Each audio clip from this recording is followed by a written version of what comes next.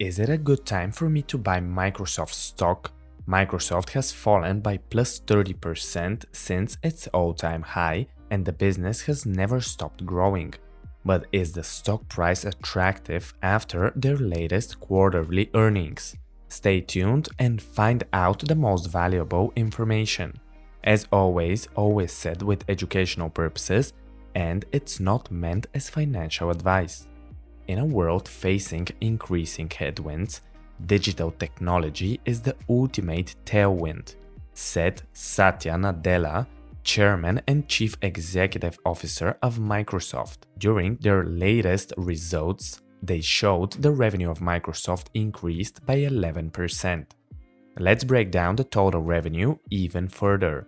Microsoft has three main business segments: productivity and business processes, intelligent cloud, and more personal computing. The largest part of these, taking a 40.5% cut of the total revenues, is the intelligent cloud segment, with approximately $20.3 billion in revenue, which saw an increase of 20%. With a 33% share of total revenue is the productivity and business processes, which are standing at $16.5 billion, and they have a 9% increase from a year prior. On last place is the more personal computing segment with 26.5% of total revenues, with this segment being pretty much flat. The top line saw pretty good growth overall, but the bottom line, meaning the net income, saw a decrease year over year, going from $20.5 billion in 2021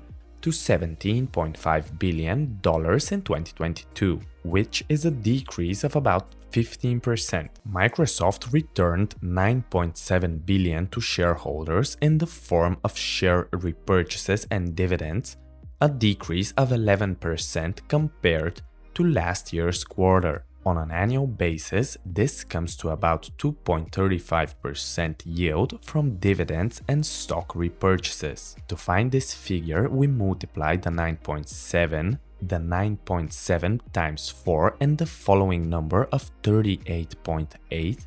We divide by 1.7 billion, which is the current market cap of Microsoft.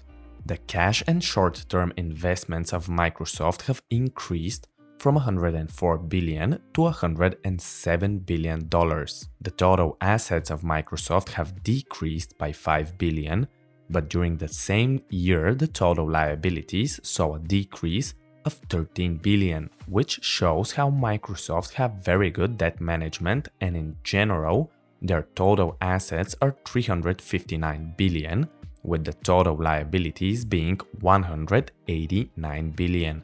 Giving them an equity of 173. I put Microsoft as the third best big tech company in terms of debt management and debt security levels, with only Facebook and Google being ahead. But to be fair, their debt levels are outstanding. The following chart shows the market share for the most important segment of Microsoft, and that is cloud.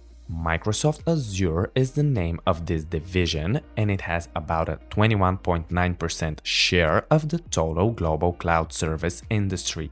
The growth in the space only in the US is about 30% year over year, and in the years to come this will definitely be an incredibly important cash cow business for Microsoft.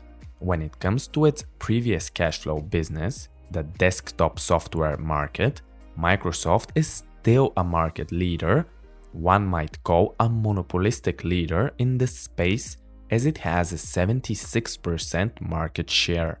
In second place is the Mac with its 14.5% share, and Linux is number 3 with a 2.5% share. As of 2022, Microsoft has a 48% market share of Office productivity products such as Microsoft Word, PowerPoint, and others alike. Another catalyst for growth for Microsoft is the gaming business. They launched the Xbox brand 21 years ago, and now Xbox is the second largest gaming console brand with a 13.77% market share, the number one console brand being Sony PlayStation with a 86.2% share. An even bigger catalyst to a bigger market share for Microsoft in the gaming space is the acquisition of Activision Blizzard, which is a dominant player in the space. To be fair, the deal is not being finalized yet, but the possibility of it happening is quite large. The deal was talked about to be in an all-cash settlement, as Microsoft is willing to pay $69 billion for the company. According to Grandview Research, the annual growth rate for the gaming market would be 12.9% until 2030, which is a solid rate of increase. Blizzard are the owners of one of the most played games in the world, Call of Duty, and they as well own the World of Warcraft multiverse as well as Diablo and StarCraft. Now that we know the business prospects of Microsoft, let's continue with our fundamental analysis. I think it's best for us to start from the profitability standpoint. Currently, Microsoft is around its peak when it comes to overpricing in terms of its earnings. The current PE is 24 and the provided chart shows the last 12 years of history. As the financial system got looser and looser, Microsoft's multiple of earnings kept expanding, but not that long ago, Microsoft was trading for 8 to 9 times earnings from the period of about 2010 to 2014, and even before that. Most recently, Microsoft reached some incredible peaks of around 40 times earnings, which is insane for such an evolved business with a somewhat limited growth rate ahead of it. The company is expected to grow revenues with about 10 to 12% per year, according to most analysts. This does not mean they will, they could, it is plausible, but definitely not certain, as the larger a business gets, the harder it is to grow with the same pace as before. According to Peter Lynch, if a business is demanding a high multiple to its earnings, it must provide a higher potential future growth rate than the PE, or somewhat around the PE level. This means that the business of Microsoft at the minimum needs to have an 18 to 20% potential annual growth in its business. Although possible, again it is not probable, and if we do not invest with conservativeness in mind, the chances of capital loss start to increase. From this perspective, Microsoft needs to drop by 30 to 40% so that the earnings multiple drops to around 15 to 17 times, which will be a much better level and our earnings yield would increase. The current earnings yield is about 4.05%, but on top of this we place the 1.2% dividend yield that Microsoft pays out to get a total current return of about 5.25%. The dividend payout ratio for Microsoft is 0.26. This means that the dividend amounts to only 26% of the net income, which is a very safe level, and it indicates the dividend is secure and we as investors could see a possible dividend increase.